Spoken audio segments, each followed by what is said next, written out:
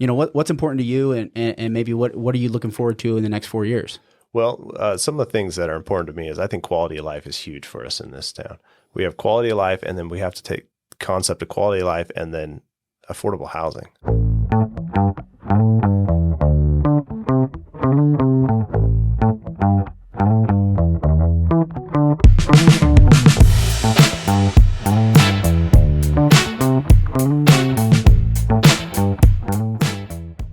Hey, everybody, thanks for tuning in. We got another special episode of the 435 podcast in the running. We have Washington City Council member Craig Coates coming on the show. We had a great conversation. We hope you enjoy this episode. We talked about budgets. We talked about public comment and some of the changes the city made and why they made those comments. We talked about volunteering and getting out and participating as local citizens, like what's our part that we can do in city government. But the first thing is you got to vote. November 21st is our election. We're different from everybody else. You might have already heard all the other states had their elections on November 7th, but November 21st is when you got to have your ballots in by. Craig Coates is hoping that you vote for him if you're in Washington City. We want to make sure we're getting out the vote. If you're voting in St. George, the website we created is votestg.com. It has all the candidates listed there. It also has the Congressional District 2 seats as well. Celeste Malloy, Kathy Reeby, Brad Green are all running for our congressional district there. So you make sure you get some information there. But make sure you get out the vote. If you didn't notice, this is the third episode with no beard. It is National Diabetes Awareness Month. My son has type 1 diabetes, so I'm trying to raise awareness. We're trying to raise $10,000 for the Washington County Diabetic Youth Association. Type 1 diabetes is insulin dependent. It's an autoimmune disease. Kids can't prevent it, and it's a lifelong thing with no cure. So we're trying to raise money for supplies, but also support for events and kids that have it. It's not an easy thing to deal with, but we're trying to raise awareness for it. So type 1 diabetes, we'll put a link in the description. So if you want to donate to the Washington County Diabetic Youth Association, they do a great camp every summer that sends about 60 kids to camp where they can, meet other kids and learn different ways of handling their health. So get out the word, but thanks for tuning in the episode. We hope you enjoy it. Make sure you subscribe, click, share, do all the things. We'll see you guys. Hey everyone, the St. George election this year is incredibly important. Go to votestg.com to see who's running and what they stand for, or visit us at our voter booth at Digby's Market, Red Rock Bicycles, or down in the park.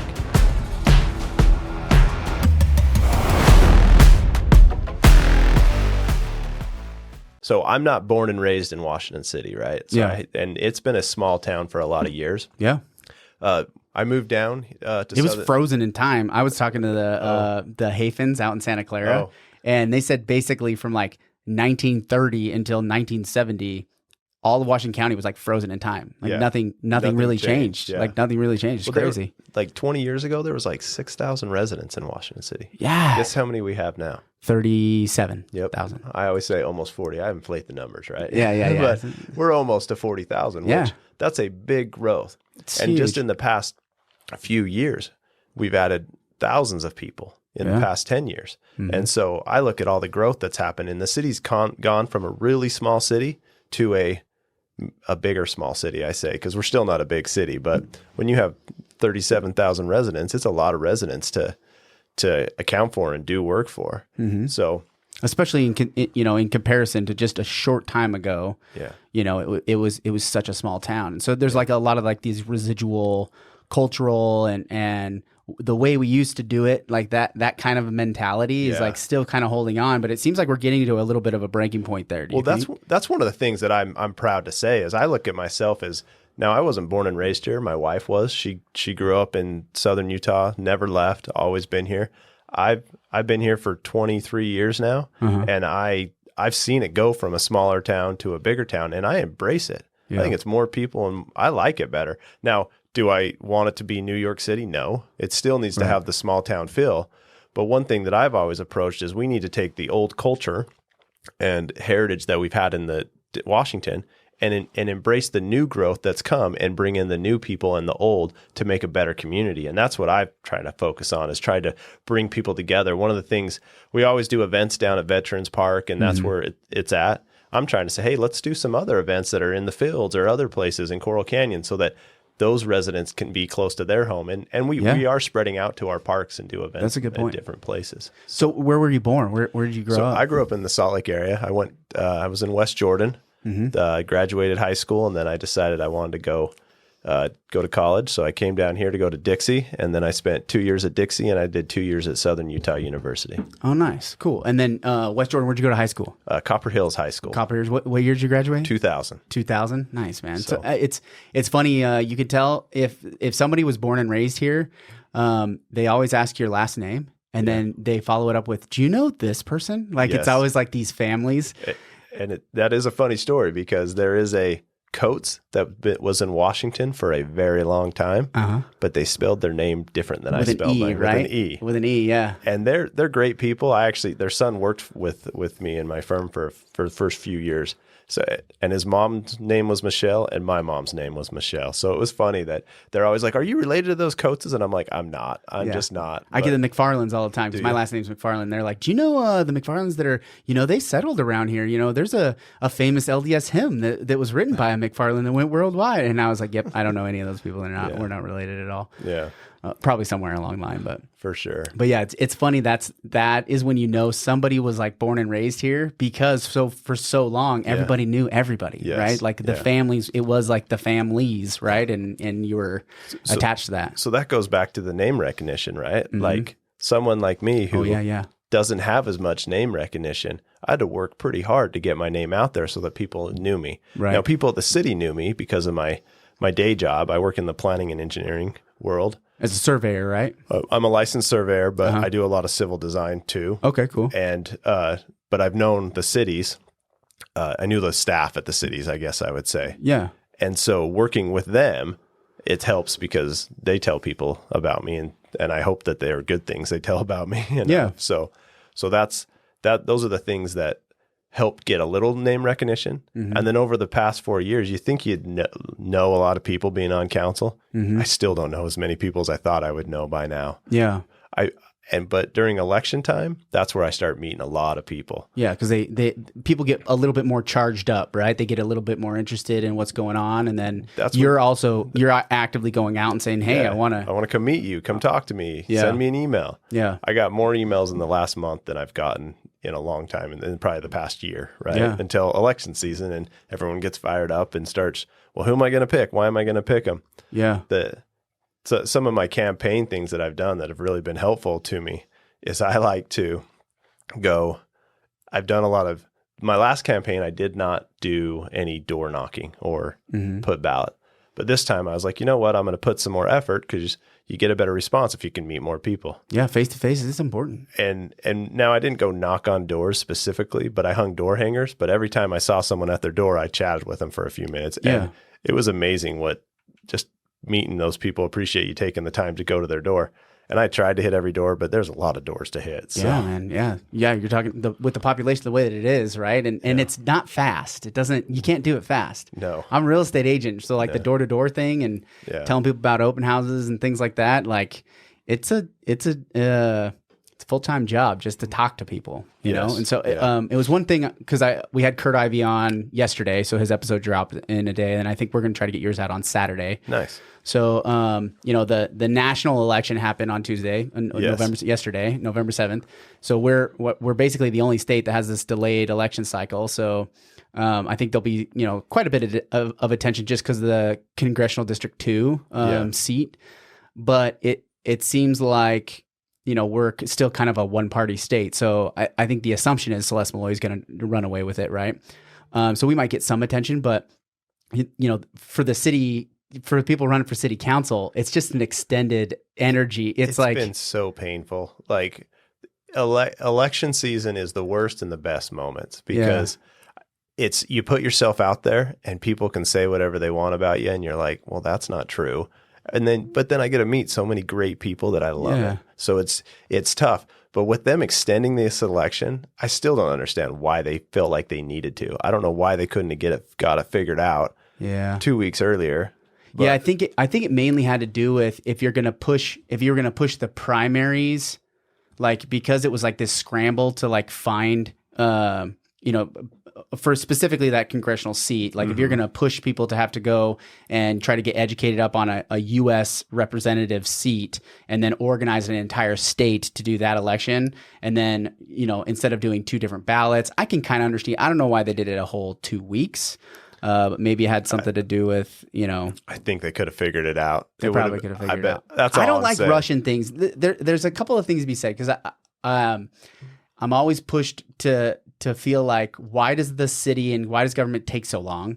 And then also it's like, why are we always rushing? Like, why do we always feel like we have to rush? You know what I mean? So it's like, there's certain things where I can see how we need to slow down, but in just educating people and just getting people to understand what's happening, it takes time to like penetrate the zeitgeist to be able to get to everybody. I get that. But they could have made it work. And the reason why I say that, I had so many text messages yesterday. Good luck tomorrow. Good luck. And I'm like, 2 weeks, man. I got 2 weeks to go. And they're like, what? And then they're like, oh yeah, I forgot. So everyone forgot. Yeah. They just know it's the first Tuesday in November. So everyone thought they were voting. Yeah.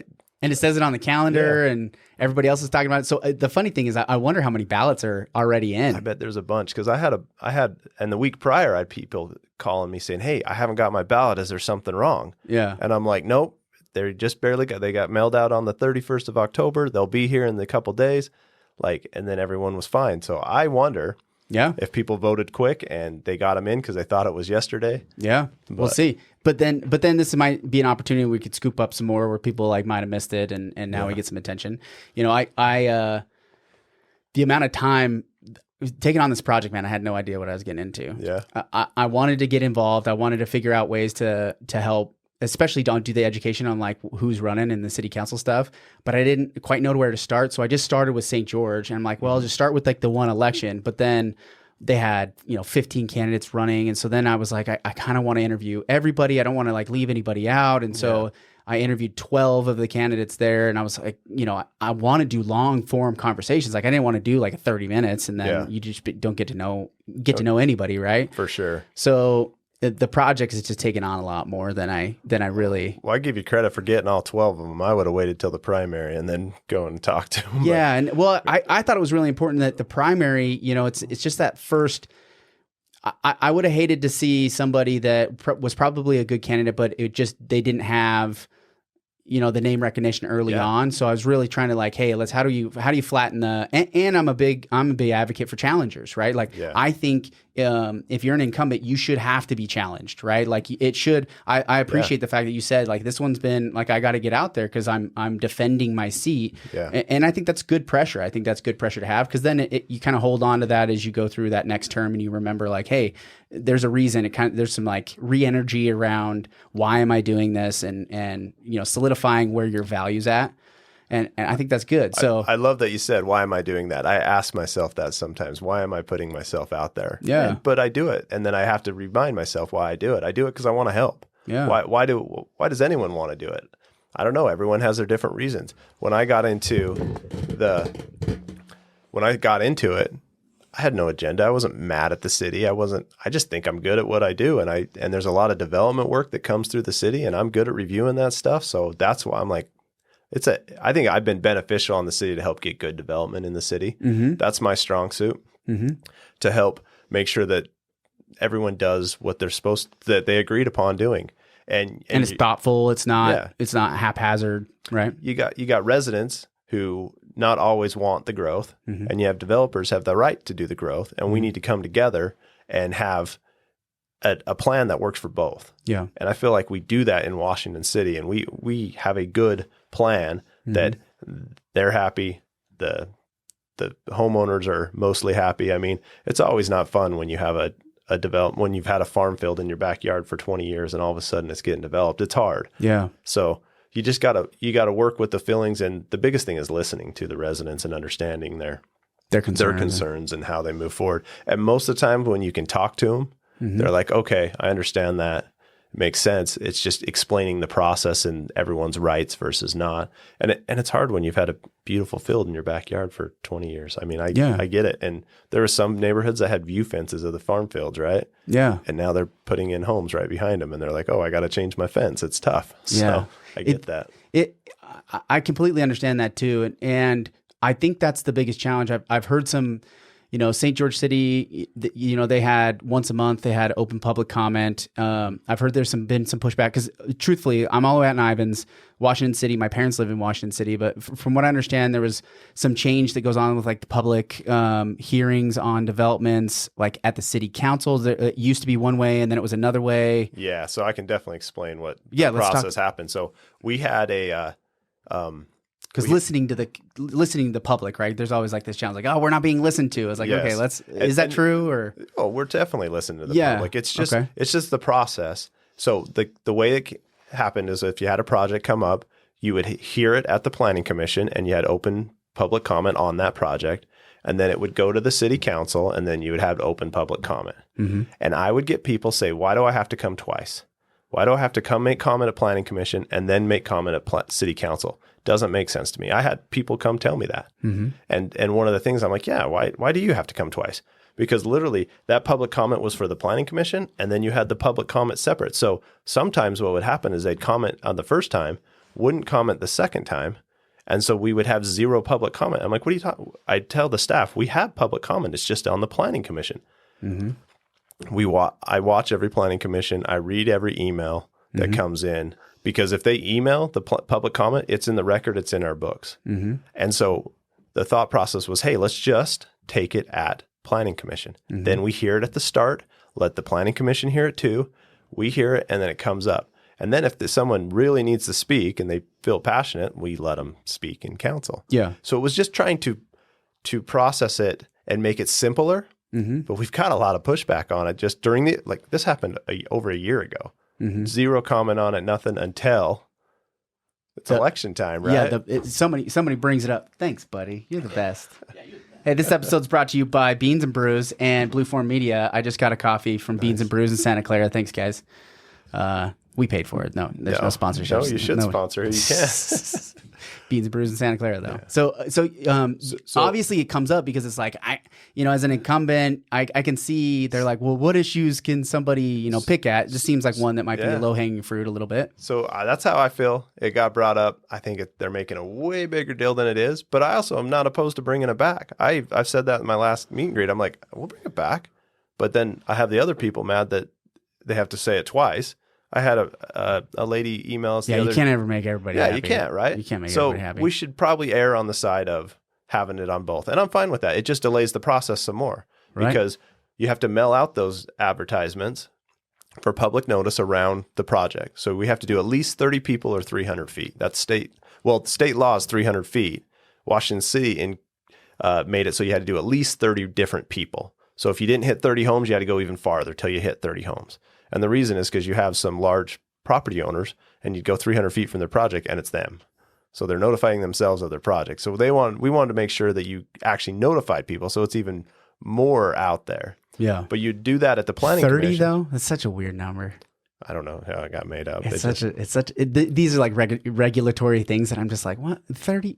What was that going to change anything? I get telling the neighbors, explaining to the neighbors and stuff like that. But that you'd make sure you'd hit some neighbors around. Right. The adjoining properties. Even if they were, a mile away, they would have to tell somebody. Right. That makes sense. So, it's just funny. It's 30, right? Not 29, not 31. It got set before I was on council, but I appreciated it. Yeah, I do. I do agree. But then, so what used to happen is on the planning commission, you would have to wait 3 more weeks to see the council because they'd have to re-notify and go again. Mm-hmm. And then without doing that, it went from planning commission on Wednesday and it would go to city council the next week. Yeah. So it was just like, it wasn't like a long drawn out process to do it. And I would say 95% don't have just standard process, just going through the process, and it wasn't a huge thing. But we want to hear the public. I felt like we heard the public. We get their emails, we respond to their emails. Having the email in the public comment now, and that happened at COVID, is super beneficial because then people don't like public speaking. That's true. Like I completely agree with this. Like this is where too, I found it funny that people made a big deal about Mayor Randall, like canceling that like once a month to just like get up and complain about anything. Right. Because you're only encouraging people that have a certain personality type that are really fired up and passionate about something that might not even be really effective in the moment, right? But they just want to be heard, right? And that's not necessarily what the purpose of that is, right? But being able to say, hey, if you write, because I appreciate you clarifying this, because like having it go directly into the meeting notes, so then the city council gets to see a written down, thoughtful, discussion. That's what we saw, is instead of someone having their motion in it, Yeah. they wrote it, they read it, they hopefully reread it, Yeah. and have more to the point. They didn't ramble on for 3 Or minutes. you could see that they didn't read it. You're like, clearly this person. Yeah, but they cared enough to write an email and were very specific about what their concerns are. Yeah. And that's great. Yeah. And maybe they don't want to come speak in public. Yeah. I used to be petrified of speaking in public, and so I decided to join council and speak all the time in public. But Yeah. You can get over it. You get over it, right? Like it took, but my heart used to race. Like Yeah, I'd have yeah. to get up and present, and I'm like, oh, this is horrible. But Yeah.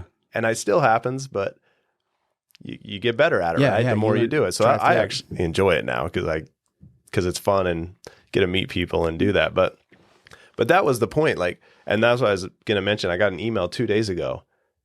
Like they were just mad that we only allowed. They said, why are you only allowing us to speak? Why do we have to get up and speak publicly? What if we don't want to? And, we emailed back, well, you don't have to. There's an email option and it still counts. And I hope that helped them. But I mean, we didn't hear anything back. It goes into the agenda. It goes into the official record Yeah. of this was said about this thing. Yeah. Yeah. And that's great because it gives people an outlet that they don't have to do it. Sometimes you have controversial items that people, maybe one neighbor versus another neighbor, one neighbor really doesn't like it and one neighbor does like it, but then they cause problems between the neighbors. So usually the people who are for it will just email in saying, yeah, we're supportive of it. And the people who are against it usually come out and speak that they're against it. So Then the city council only hears that side of Yeah. it, right? Or we see they it. We don't read them. We don't Yeah. read them, but they're put Out in loud, the yeah. public comment. We're like, yep, we read them. We have them. We get them every week. Like Yeah. I received 2 or 3 this week on an item that's coming up. Yeah. That there's some concerns, and we'll look at those concerns and go from there. Yeah.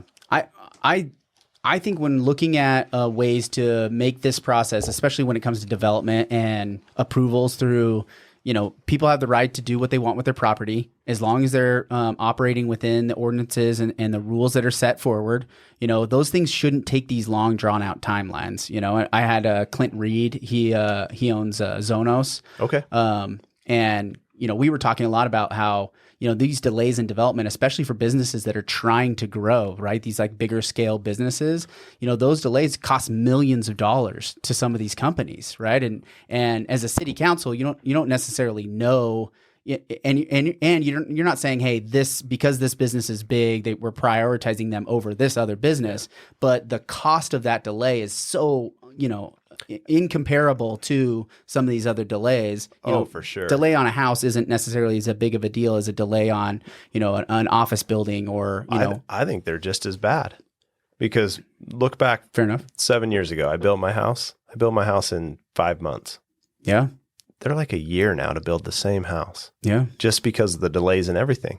Talk about the interest money that you have to pay on that construction loan. Yeah. It costs money. Everything costs more money with time. With time. Yeah. And so those are the things we got to try to So streamline. what are the things that we can control? And at the city approvals, these are things that we actually have the ability to control. I can't control that I can't get a gas meter for 2 years, right? Because they're just on back order, when you're trying to do transformers and things like that for, utilities. There's some things we just can't control, but getting those approvals allow these developers and these people to put those orders in and allow them to move forward, shortening up that timeline. And I know it might sound trite. It's like, 2 weeks, couldn't wait 2 weeks, but it doesn't, it's not always 2 weeks. Sometimes it's 2 weeks turns into 6 months. Those development processes take time. And that's one thing we've been working on Washington City. We've had a lot of change in the 4 years I've been on. Yeah. And we have a new city manager, a new public works director, and those things just happen, when you kind of grow. Yeah.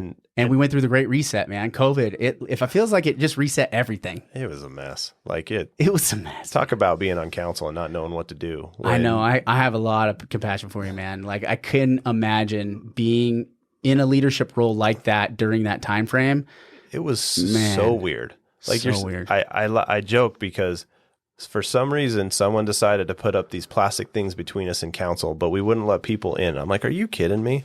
I'm like, this is the dumbest thing. And I'm like 2 weeks after that, I think I told the mayor, I'm like, we got to get rid of this stuff. Come on. I mean, we're literally, I can lean back and talk to the guy, right? Yeah. And what's the difference? And I know we all just overreacted. Didn't know what was going on.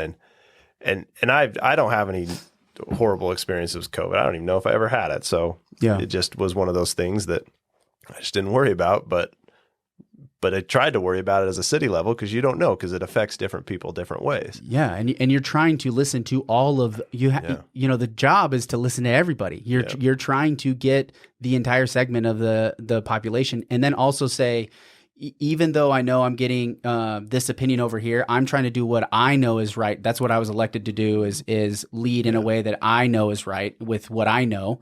But it was tough to know what is true. And it's even still today. I'm so skeptical of whenever I hear anything. I was like, is that true? Yeah, like, are you sure? I'm with you on that. And that sucks, I'm man. just glad that it was 2 years ago that we did, and we can try to drive through. I think there's a lot of lessons though that a lot of us learned from that. Yeah. I think, and hopefully we can carry that with us. Cause I think a lot of us, especially it was like a realization. I was like, oh wait, I'm the adult in the room now. Like there's no one else. Yeah. I did a post. It was like right early on in 2020. And I'm like, where are all the leaders? Like, where are all the adults in their room? It seemed like all the adults had disappeared. Yeah. And then it was like this light bulb was like, oh, I'm the adult now. There's not anybody else. It's tough when you get older, right? Like, yeah. I think I'm still the youngest person on council. I can't remember. I think so. I don't know how old Ben is. I don't know. We're close to the same age. I don't know. We're really close, but at the time Ben wasn't on council, and I definitely was the youngest. And I'm not saying I'm super young, because I'm 41, you know. Yeah. So, but I always look around and I'm like, this is definitely.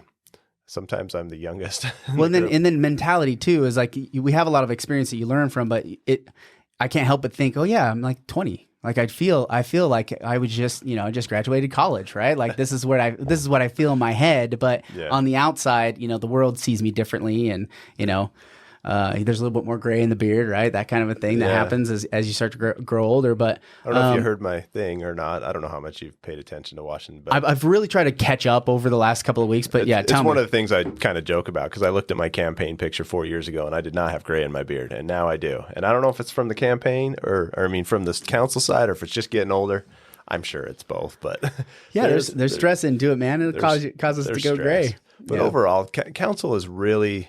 It's a good experience. Mm-hmm. I actually think everyone should try to run for some kind of body. Did you think about it like because getting into the business that you get in, you kind of already know, like, I have to deal with cities, right? So had you thought, like, was this an option? Were you always open to this option? Were you politically interested younger? Or when I was younger, I've always been a person that feels your vote is important. Yeah, I've never missed I can't remember if I missed any, but I feel like I've never missed a vote ever since I was 18. As soon as I could vote, I could vote. I always felt that was your right. Was that somebody like a parents, or you have a mentor? Or I wouldn't say it was my parents. I would say I just always am like, well, if I want a voice, I got to express my voice. And I think that's why voting's important. I think it's sad how little people vote in this country. Yeah. Like me too. Like, I think if more people would vote, we would have better turnouts and better people in office. Yeah. And it's tough because it's hard to get educated on who that person is and meet them. And it takes effort from them. So I always appreciate people willing to come out and listen to you, because they care enough to do it. Yeah. I remember there was a few years I'm like, I don't know. So you call a friend and you're like, what do you think about this person? Oh, they're all right. Okay. That's why incumbents get in a lot, because they're like, oh, the city's running okay. Yeah. I don't see any problems. Let's go. Yeah. And so seems like a nice guy. Yeah. Or gal. I had a politician tell me once, it's just a glorified, how do you say it? I'm losing my mind. Popularity contest. Yeah. And it kind of is, but it really is. But if you would listen to the people, like, just spend a few minutes, listen to a little bit they say, you can learn a lot by just listening to them and understanding. And that's why I appreciate people coming out and just listening to me. They might not agree with me, but usually what I've learned, if they can hear me speak, they technically most likely will vote for me, because at least I'm honest, at least with me. I don't know about other people, but I try to be honest about everything. Yeah. Sometimes too honest. Yeah. And to the point.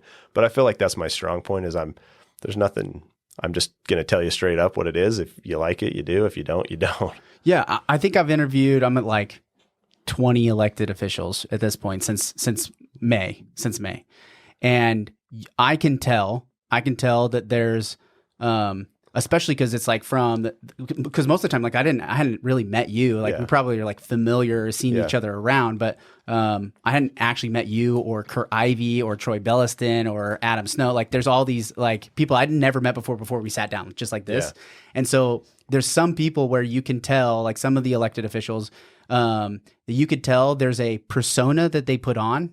And then when they're not in a hot seat, they seem more comfortable, more relaxed, right? And so I haven't quite figured out, is that necessarily a conscious thing that they're doing, or is it something where they feel like they have to be prepared? Like there's this, it's almost like a game theory type situation, right? Do you know Bo? He was a baseball player and a football player. Bo Jackson? Bo Jackson used to talk about how he had like the trigger on the field. Like he'd go across the field and he'd turn into a different version of himself, right? And like how he played baseball was different than how he like showed up in the public eye, right? So I think there's some people that have to have these triggers and mechanisms to get them like I believe set up. That's true. I think there's different things between their home life and city life. I'm definitely the same either way. Exactly. I can't. I'm the same way too. I can't bullshit. I would say I'm a good bullshitter, right? I'm good at like being able to kind of fake my way through things, but it's like that all the time. It's not like I'm turning it on or off, right? It's like what you see is what you get with me. Well, and I wouldn't even say I'm a good bullshitter. I just know I just think communication's important. Yeah. And the best way to talk to people, or just to understand any problem. Mm-hmm. I mean, if you go back, I was joking the other night, we have every council meeting I've been on is on YouTube. So if you want to binge watch, you can go watch every city council from 4 years ago to now and get caught up to speed, because there's not a lot of people that come to the council meetings. Yeah. And not a lot of people view those things.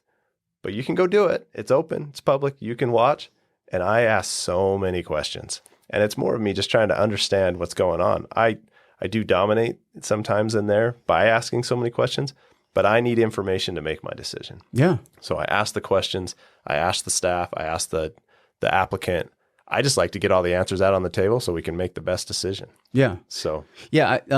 Asking the question that even you might know the answer to, though, to just flush out the clarity, right? I think that's helpful. That's really helpful, because one thing I've noticed is that you people go to like these forums and debates and go listen to people talk about what they believe, but then they don't know what to ask. Like my wife's a great example. She's like, I just don't know what to say. I don't know the question to ask. Like, not that she's not curious about what else is happening, but she's just not quite sure, like, what am I supposed to be asking, or what, what's important to me really doesn't have any impact on, in her mind, doesn't have to do with city council. So it's hard to bridge a lot of people. And I would say the majority of people, it's hard to bridge the gap between how they live their life on a daily basis and how the city council has anything to do with that, right? It's tough for them to like see where that bridge is. Yeah, I get that. It is tough. And so knowing the questions to ask is like a big thing. So like having a guy like you ask questions helps. I didn't know I had that question, but that was a great question. The thing I would encourage people to do, though, is ask the questions that are important to you. Yeah.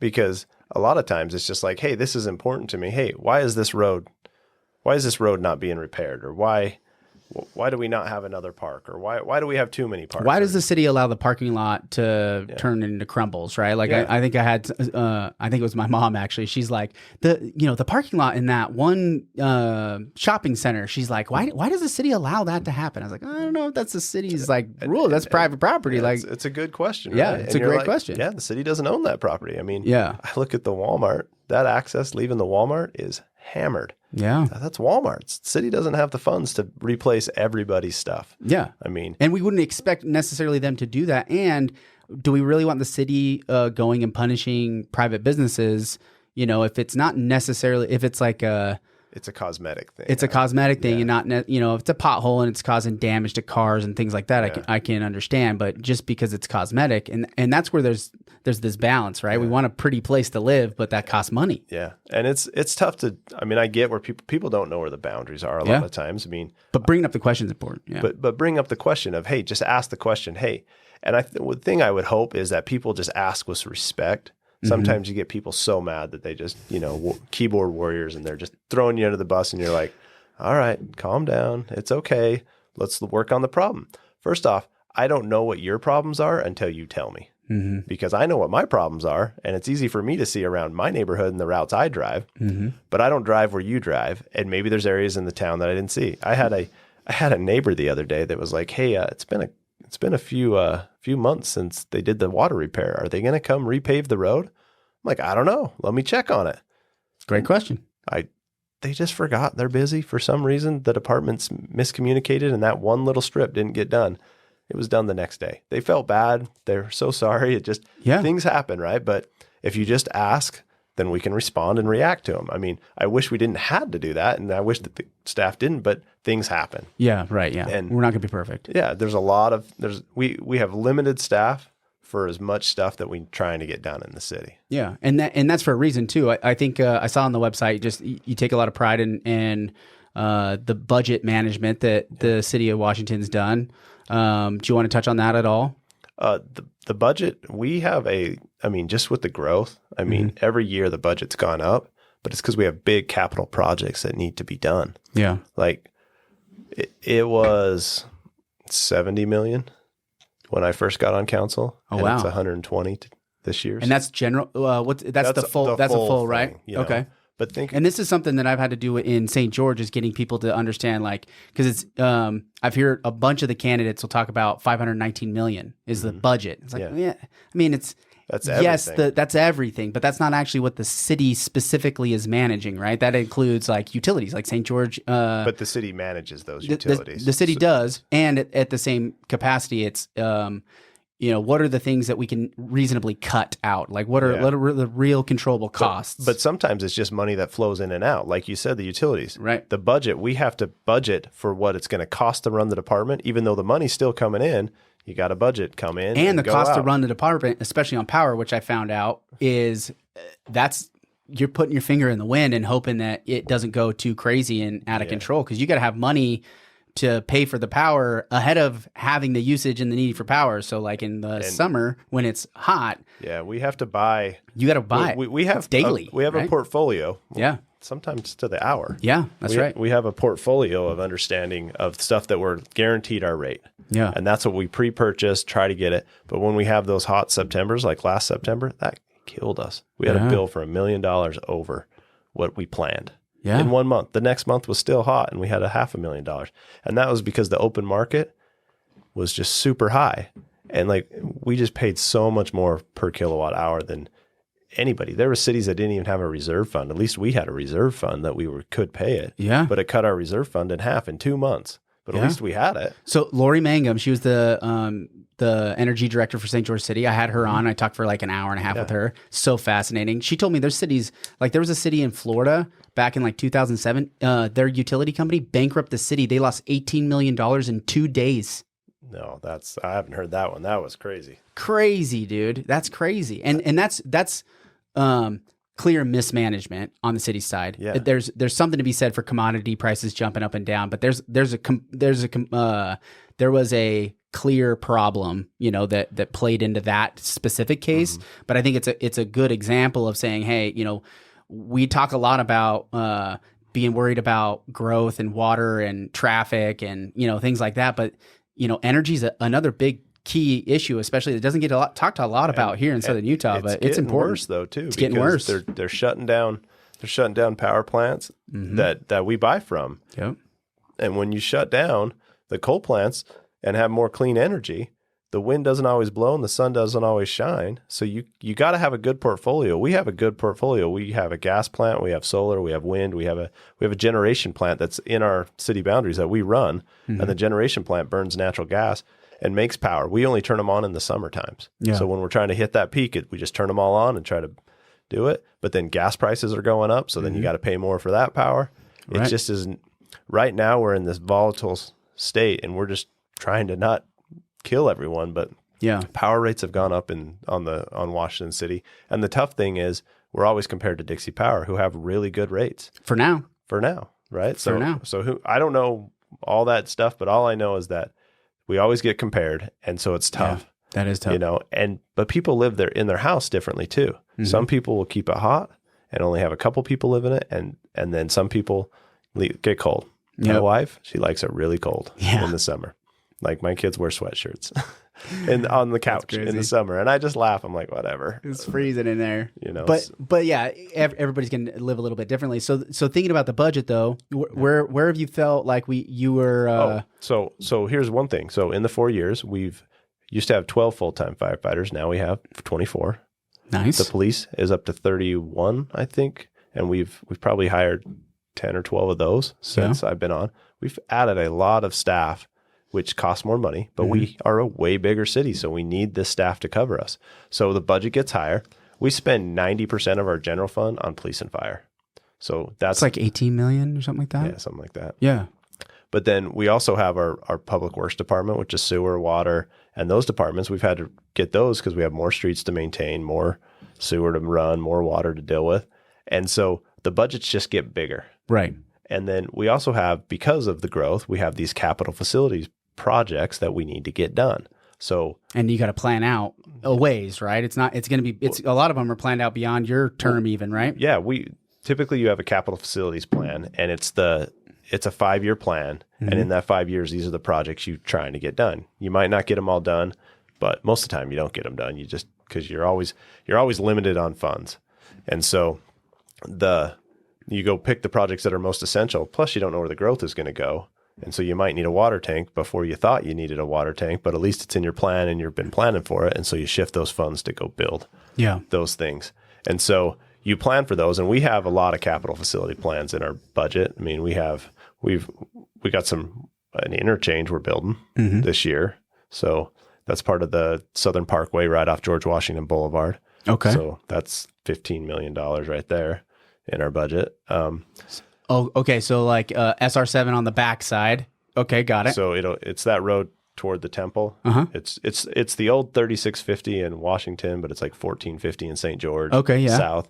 And then, but we renamed it to George Washington Boulevard. Okay, got so it. that it was George Washington and St. George and Washington. Okay, yeah. And then that'll tie right into the interchange. So they're currently building that interchange. Okay, right now. cool.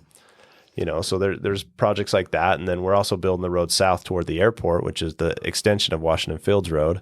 Right. And that's going to the industrial area, which is going to help generate some good tax revenue and hopefully some good jobs out there. Yeah. And pull some traffic, because as development goes out there, as you get further into the fields, they're not having to track all the way back, down that area into the shopping areas like Dinosaur Crossing and stuff. They'll be able to kind of head southways as developments kind of crop up there, right? Yeah. So pull. I think we're going to start seeing some more commercial out in the fields. Okay. Dinosaur Crossing is St. George. Right. But we're close, but I know we have some commercial pieces down by Staley Farm and stuff that are zoned. Yep. Or I should say general planned. They're not zoned yet. Yeah. But they're general planned to be commercial, and we're hoping to get some growth on that corner. Yeah. And that makes a lot of sense, especially because that interchange, as we look down, 7 to 10 years, you have Warner Valley Reservoir, and I know there's probably plans for Washington to annex or at least we're going bring to that annex in Warner Valley. There's Warner Valley, the annexation boundary.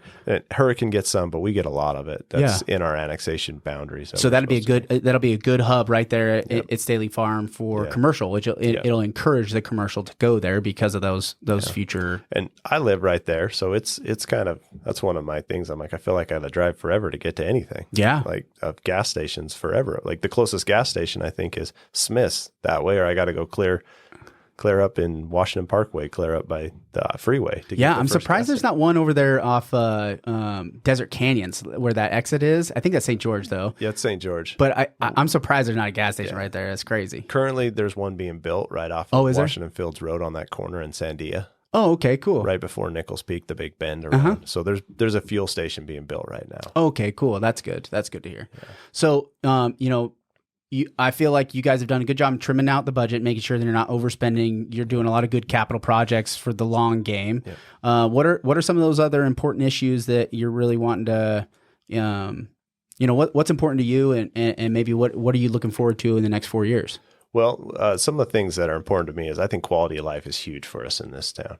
We have quality of life, and then we have to take the concept of quality of life and then affordable housing. Mm-hmm. Like, you guys have done a lot for units, man. Yeah. Like if you look at the county-wide, Washington City is carrying their unfair share at the moment. It hasn't always been that case, but for medium and higher density housing, I guess high density, nobody's really met that yet. But you guys have done a great job with we've adding done a units. lot, right? You've done a lot, and we've got some flack for putting in some of the high density, but where we put it was strategic in finding it had the roads that could handle it and get to the interchange. Infrastructure is important. Yeah. So that was set up for that density. Yeah. So I think, and that was set up before, before me, but they were good projects. I think they've been successful. We got more to do. Mm-hmm. We need some single family. The problem in the fields is a single family is, millions of dollars anymore. Yeah. And it's just unfortunate. That's what prices are doing. And so you have to be creative on your thing. A project we worked on, it was a few years ago. It's right off Telegraph. They're condos, but they're for sale condos for first-time home buyers. Over there by Kings Row, right? Mm-hmm. By the turf farm. So I had a lot of hope for that project. It hasn't gone as fast as I thought it would have gone, and I don't know why. But I think it's a good option to the thing is getting in the market, get in the game. Yeah, they're selling out as they hit them.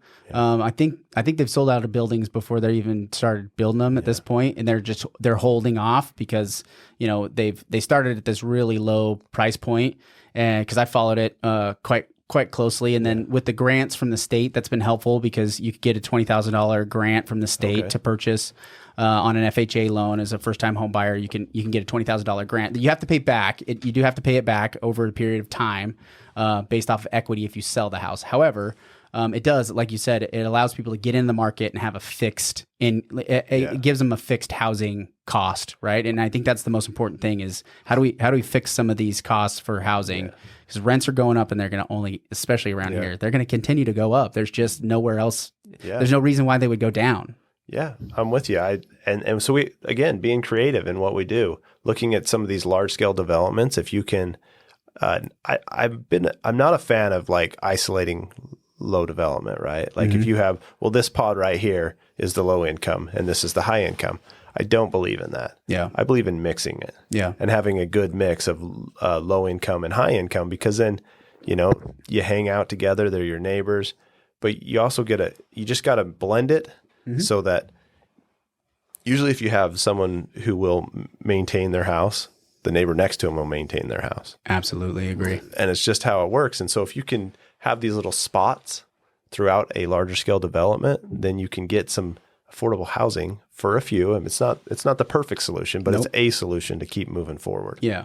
The thing with it is I think everybody has to keep working at it. Like nobody could just stop working at it. There's not one solution, but everybody has to continue to seek out unique and creative ways to do it. Have you heard of the broken window theory? I haven't. So they learned this, like what you were talking about is like if your neighbor takes care of their property, you're going to be more likely to take care of your property, right? And so in New York City back in the 80s, it was like murder capital of the planet, right? Like it was horrible, graffiti everywhere. And so the mayor at the time implemented basically a city ordinance, but they used government and city funds to basically eliminate all graffiti and any broken like repair and maintenance items. They said, we're just going to, if it breaks, we fix it immediately. Like down to where on the graffiti, they had crews going to where their goal was to within 2 hours, if there was a single spray paint on anything, whether it was subways or any buildings, that was covered up so that nobody saw it. Like the idea was like you eliminate it, then all of a sudden things started turning around and people started, when you live in a community that looks like people care, you care. But if you live in a community that looks like people don't care, you're like, well, I don't care either, right? I believe in that. I think it's huge. It's totally true. That's why I like to keep my yard nice. Yeah. Because I want my neighbors to keep their yard nice, right? And I think most people, especially when it comes to like lower income, it's not necessarily because their personality or there's something, specifically wrong with them in some cases, right? If they have, there's, mental illness or there's some things like that. But when ultimately, like if you don't have the money to, have this big, nice, fancy house, it doesn't mean you don't care, right? And you want to live in a community. It doesn't make you feel like you're like, we're over on this side of the tracks and they're over on that side of the tracks, right? It's like, what can we do to mix these things up? And I think most people believe that. I think that's a pretty, across the board, most people agree with that. It's tough to mingle though. It's tough. It's tough. So tough. But I think if you can, just a little bit here and there, and I think people realize that it's just better for the community if you have a mix of a community and not just one. And that's one thing I hope is that you get into these, I mean, it's tough. I live in my neighborhood and I know the guys next to me, right? Or a couple down, but I don't know the guy that lives clear down there. I just don't. Like I try to, but it's hard. Mm-hmm. But you go to my kids' sports things and you get to meet more parents and it's just fun and you meet them, right? So it's a good way to meet more people and do those kind of things. And you learn about maybe their troubles or something.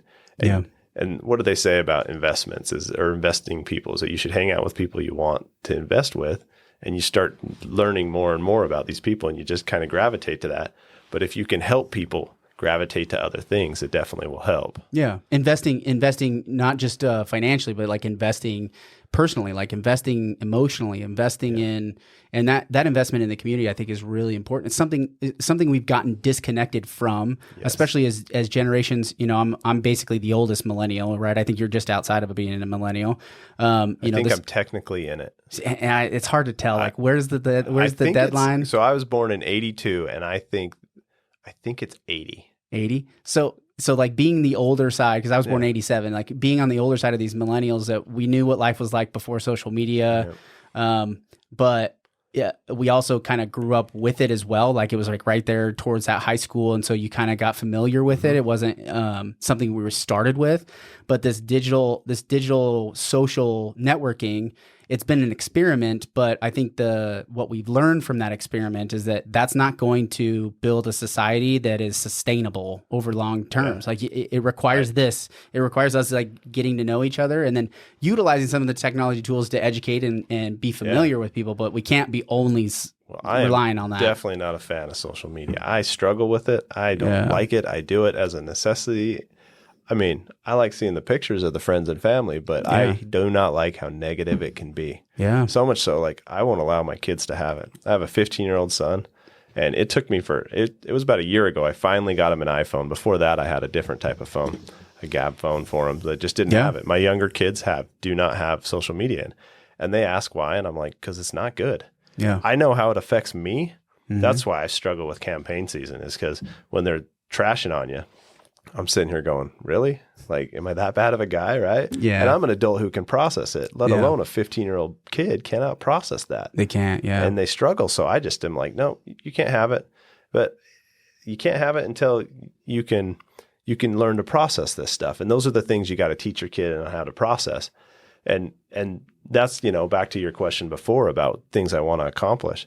One of the things I did do in the first few years is, you brought up society. I feel like we have a lack of kids that want to work.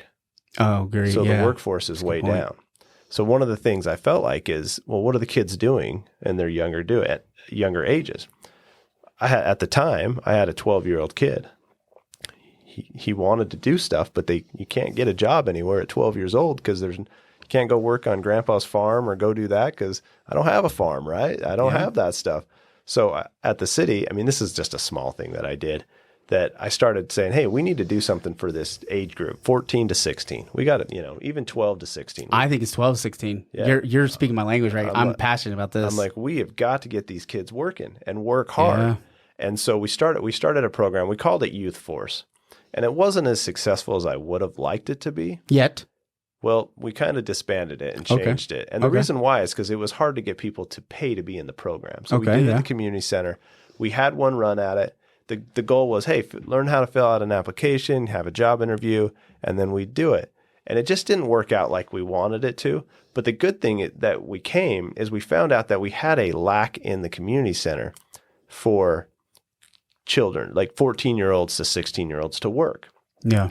And so but we had an ordinance that said you had to be 16 to work at the city. Yeah. And so I'm like, well, if we're short on employees and we're talking referee jobs and, go clean this room or just we're not talking sweatshops here. We're not talking about like going and digging in the coal factory. And there's state code on how you have to handle 14 to 16. Like it's which even that I still think could be have reform in that, because like to your point, I think we overcompensated with some rules with child labor laws, but I think we're underestimating what a 12-year-old is actually capable of, and setting an expectation of what a 12-year-old should be able to do, right? And so I love this. I like that you're looking for opportunities there. You got to teach them, right, at some point, and sometimes it's, again, there's not the farm that you can send out your kids. When I was a kid, I don't know why. Maybe it's because I'm the youngest. I was like, I need a job. It's probably because my parents didn't give me a ton of money. We didn't have a ton. So I'm like, I got to go make some money. You got to go make it. So the neighbor was a landscaper and he gave me a job at $5 an hour digging holes in his backyard. And I tell you, that was the hardest dirt ever. But I dug holes for hours for him. Yeah. I don't know why. Like, I don't know what he was doing. He always had some project in his backyard, but I did that to make a few extra bucks. But back up to what we were doing on the thing. So ultimately what we found out is that because we needed the employees at the community center, that we're like, let's just change the rules. So we changed it. So 14-year-olds can get hired at the community center now to go do those type of jobs that are great for 14-year-olds. That's awesome, man. Gets them a couple dollars in their pocketbook, learn how to work, be responsible to show up to a job. You have to still apply for it. So it's been a good thing. Yeah. And it's taught kids. I think it's taught kids. I mean, it's helped some kids who wanted to work. Yeah. Now we still have the problem of a lot of kids don't want to work. Yeah. My oldest son's 15, and he works at my office in the summers, but he's so busy with sports that I've always said, yeah, it's almost a job. It is a job. Yeah. I mean, people make millions of dollars playing sports, it's a job. And I tell him, I said, as soon as you're done with he's in football right now. And I'm like, as soon as you're done with that, you can go look for a job. But again, I started work. I didn't do sports in high school, but I worked. Yeah. And I worked because I wanted to make money. And sometimes I regretted that because you only have so much time to do sports in high school level, right? But with him, I really want him to get a job for the experience. Mm-hmm. But every summer he's got a job with me either way. So it works out. That's good, man. That's a great program. I'm glad you brought that up because I think that's important. And that's the kind of thinking I think that thought process, thinking outside of the box, looking for opportunities, seeing opportunities in the community that aren't the typical. We kind of go on a carousel of issues, right? It's like, oh, we're always worried about water. We're always worried about this or that. The streets traffic aren't working right. Traffic, like there's this carousel of things here, but there are some other things that are really important to the community and require out of the box thinking. And during election season, especially, we can get caught up in single issue. Even candidates will run on single issue topics. Oh yeah. And they might win, but then what do they do after that one single issue, whether it's solved or they realize they couldn't solve it to begin with, right? And now what do? They're not really thinking holistically around what that job is and what it means. And well, what I don't like about campaign season is that I've never been one that says, well, you did it. I'm not going to go after what you did. I'm going to focus on the positive and say, this is the things I want to work on. Mm-hmm. I want to make this better. Yeah. And so I never will go negative. Yeah. I get frustrated because stay in your lane. I want to, because you're so frustrated that what they're saying about you. And it's just part of the process. But the key is to find out, how are we going to make this community better? Yeah. How are we going to make sure that the next generation has a place that they like? There's a reason this town is so popular. Yeah. It's because the people before us had a site to say, hey, these kind of things, quality of life is why people are coming here. So when people get upset that it's tough to say because 20 years ago, this town was way different. Mm-hmm. 20 years ago, I wasn't a huge fan of this town because it was really small for me. I came from Salt Lake. I'm like, this is really small. And I think there's nothing to do here. And I'm 20 years old. Yeah. Now I'm like, this town is awesome. It didn't take me more than 2 years to figure out how awesome this town was and be outside. And I'm an outdoors person, so I like those kind of things. And so it made it easier for me. Yeah. And, Vegas is an hour and a half. If I really need to shop that bad at anything, I never do. Or if you want some kind of entertainment, you Yeah. know, that's not available here. But I think that's awesome that it is so close still, Yeah. right? It's like, I grew up in Sandy. I was born in Sandy. You still had to drive, 30, 45 minutes to go up to Salt Lake, like if you wanted to go see a show or something like that. So we have all of these amenities that are so close by, but you have a town where you can raise a family. Like, I love that. I love that, man. And we have to protect that. We truly do, do. yeah. And we have to remind, I always try to remind people, how long have you been here? Yeah. And they'll be like 5, 6 years. I'm like, I've been here 24. I'm happy you're here. Yeah. There's a lot of people that want to come and shut the door. Yeah. And I don't think that's right. I hear that a lot. Yeah. Because I don't think you should shut the door. Yeah. Now, do I want it to grow as fast as it has? No, it's grown way too fast, but it's slowed down. Yeah. We got to maintain and have good progress and growth.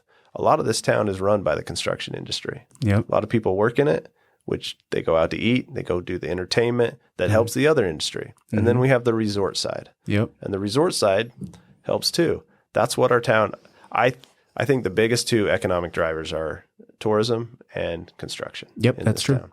Yeah, at least that's what the numbers show. And so diversifying that, I think, is going to be important. So looking for opportunities. And I know Washington City's doing their part in that with Freeport and some of these businesses that are attracting. And a lot of reasons is due specifically to the city council work and the officials at the city, right? Whether it's public administrators or the city council directly, they have a lot to do with that success and bringing in those businesses. So, but I think that's why not very many people are running against the city council. I mean, you only had 2 people running for the 3 seats against the incumbents. Yeah, we had 5, and so we didn't even have to have a primary, which I was so thankful for, because then that's just more campaigning. And so I think it's an obvious, to me, it's a signal. It's not the end all be all, but it's a signal that things are going well in Washington City. So I want to give you a good shout out for a job well done so far. And I appreciate that. And it's tough when you have, I mean, the other cities next to us, some are controversial, some are running well, Yep, it's true. So, I mean,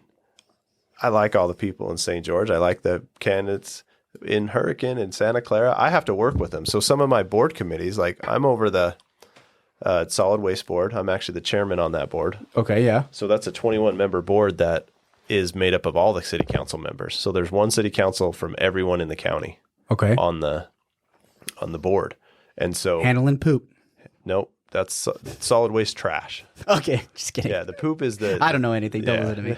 Solid waste is the landfill, but the landfill's in Washington. It's in the county, but you have to drive through Washington to get to it. Yeah, every trash truck drives through Washington at some point to get to the landfill. Yeah, so it affects Washington a lot. Yeah, and so we work hard to keep keep the trash on the roads and those. I mean, we have trash cleaning crews that clean up, and we do our best, but it's just hard to stay on top of it. Yeah, that's not an easy job. Yeah, the county actually hires. We have full-time crews that clean up trash along I-15 and other roads throughout the county. We could volunteer more. I had somebody come on, and I can't remember who said it. But I think we could do a better job as a community if we want to lower expenses and keep government expenses down. If we just volunteered more, if we were just engaged, like just that one thing, I bet you we could cut so much out of the budget just by certain things being able to be on a volunteer basis. Well, we try to do that with the trash. We, as a city, we do about twice a year. We actually ask our employees to come out on a Friday. That's crazy. Spend 2 hours. You get a road cleaned up. And I heard that we've had good feedback that they're like, yeah, we get a break from the day to day. Yeah. Go pick up a little trash. It's on a Friday. Usually, they get out. Some camaraderie there to it. Yeah. It's a change of pace. We try not to do it in the summer months, of course, because it's a little hot. But really, you spend more than an hour and a half, you're not going to get any progress. So just spend an hour and a half and clean up trash. And we've done that probably, I'd say, twice a year, all throughout the 4 years. And we hit the main trash areas because, again, we hit Telegraph and those kind of things. Yeah, you know where it's collecting up. Yeah. Yeah, and those are good. And we work hard. Like, we actually implemented this is probably makes some people mad, but we implemented a no tolerance policy on tarped trash. So if you drive to the landfill, you get a fine no matter what. It's like a $10 fee, additional fee to dump. Interesting. If you don't tarp it. Oh, okay. It's because stuff's flying out of your bed truck and it just ends. So we just had to implement it and say it's no tolerance. Doesn't matter if it's not covered or protected, then you get this $10 fee, or I can't remember what it is, something like that. But it's to help teach people that, hey, you can't just drive down the street and let stuff fly out of the back of your truck because someone else has to deal with it. Yeah. And that goes to even the trash trucks. Like if they get caught, it's a bigger fine for them. Yeah. If they get caught by the police department, because the police department can enforce that as well. And our police department is supposed to be enforcing that on those items. But it's something, it's not sexy. It's definitely not sexy, but it's something that it goes back to that quality of life, right? And feeling like you have a community that you can tell people care about it, and it's a line item in the budget, right? It's a thing. But like going back to the volunteering, is that we could do better as a community in all of the cities to do some of these tasks that, at a volunteer basis that help us, keep the city looking great and keeping costs down too. Yeah, costs are definitely. I agree with you 100%. More volunteerism would be great, but we got to organize it too. So that's on us. We got to get the word out. Hey, come help us. Come do this, and then try to get people to come. Because if people don't know about it, they're not going to come do it. So but we definitely need to do better. That's one thing I think I'm going to put on my list is how do we get the word out more about these volunteer opportunities to help make the community a better place for all of us to. Sweet, tell me about it. I'll help promote that too. And I'll be out there. I need to just do my part too. Just get out there and volunteering. We're just about out of time. Okay. I want to say good luck. Thank you. It sounds like you guys got a pretty tight ship going on over there. I'm looking forward to seeing how the election pans out November 21st. So if you're listening, make sure you get out. The ballots don't need to be in the mail yet. So even though we missed November 7th, it's on the 21st. We definitely got to get them in. But after you listen to this, you can put it in, and if you're voting for me. Yeah, exactly. Make sure, Craig Coates. Yeah. Craig Coates, thanks for coming on, man. And after the election, I'd love to have you back on and talk about other projects and things and stay in touch with you, man. I appreciate you coming on and doing it. For sure. Thank you for having me and reaching out, and this has been fun, so I appreciate it. What's the website if they want to learn more about you? CraigCoates.com. Easy. Yeah. Coates, no E. No E. Coats. Yep. Craig Coates. Good luck, man. Thanks for coming on.